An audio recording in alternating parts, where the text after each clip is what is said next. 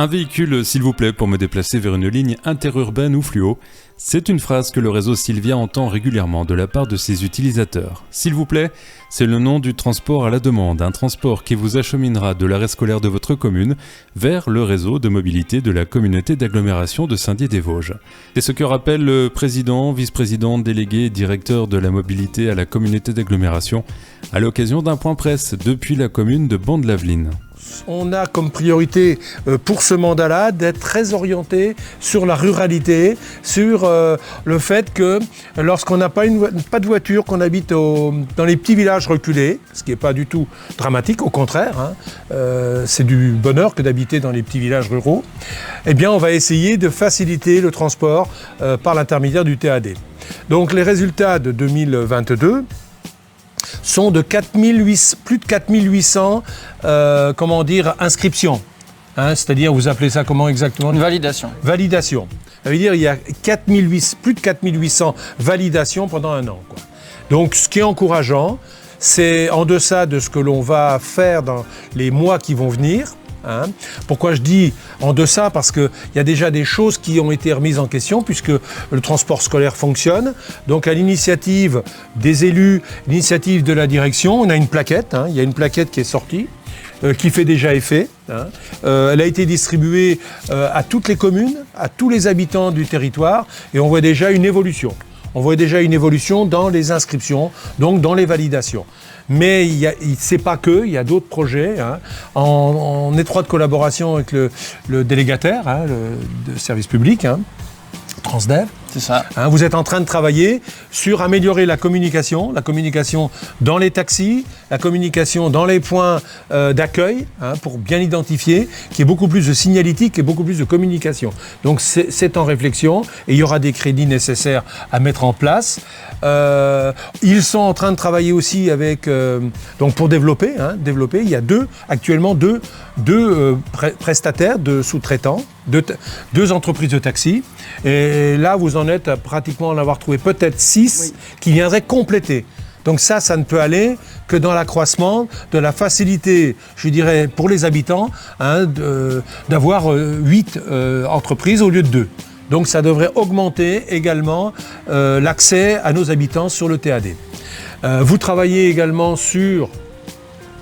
Peut-être, je dis bien peut-être, parce que ça c'est un gros sujet, mais qui est en cours de réflexion, sur la facilité du trajet. C'est-à-dire qu'aujourd'hui, lorsque vous êtes dans un petit village, vous avez vous avez la possibilité d'aller à la ville-centre, mais vous avez un ricochet. C'est-à-dire vous êtes obligé, par exemple, de passer par Fraise et ensuite de reprendre le train.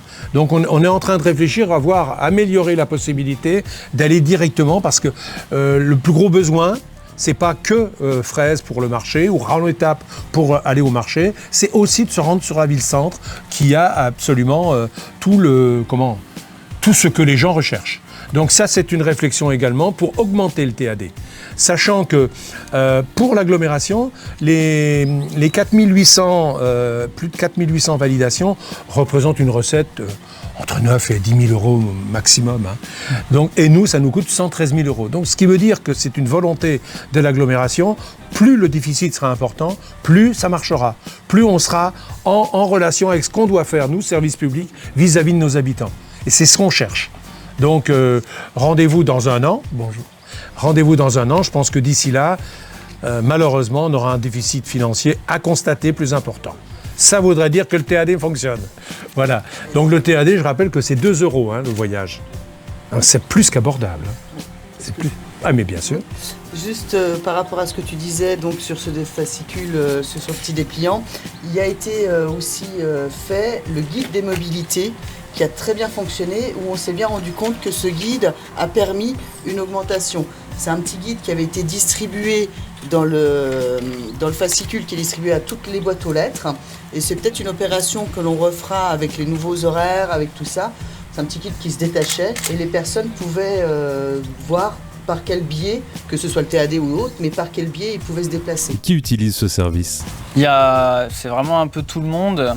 Alors pour rappeler le principe, en fait, il faut appeler le numéro de l'agence Sylvia.